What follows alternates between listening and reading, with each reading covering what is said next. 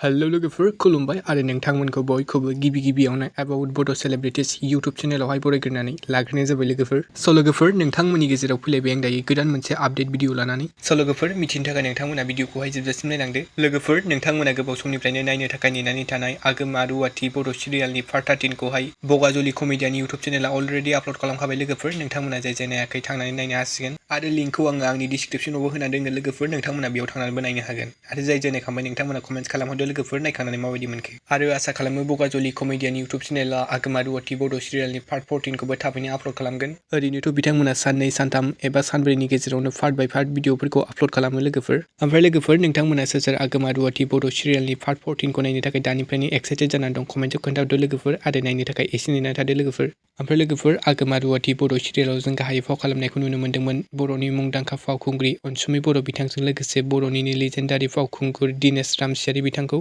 आरो बिथांमोनजोंनो लोगोसे जों फाव खालामनायखौ नुनो मोनबावदों उत्तम, निरिबिलि, कनकसा, दशरथ, कृष्णा, राजु, ब्रजेन, बाबुल आरो तपसि बिथांमोनखौ। आरो आगमा रुवाति बड' सिरियालनि स्ट'रिखौ लिरदों कनकसा बर' आरो बे सिरियालनि स्क्रिन प्ले आरो एडिटरखौ खालामदों सोमदोन बर' बिथां। प्रडिउसाराव दङ एसबि क्रिएशन, क'-प्रडिउसाराव दङ दशरथ बर' आरो लकेन सरगयारि बिथांमोन। ओमफ्राय लोगोफोर नोंथांमोना जाय पार्ट 14खौ नायनो थाखाय एक्साइटेड जानानै दं एसे नेना थाथ'दो लोगोफोर। स' लोगोफोर दिनैनि भिडिअ एसेनोसै।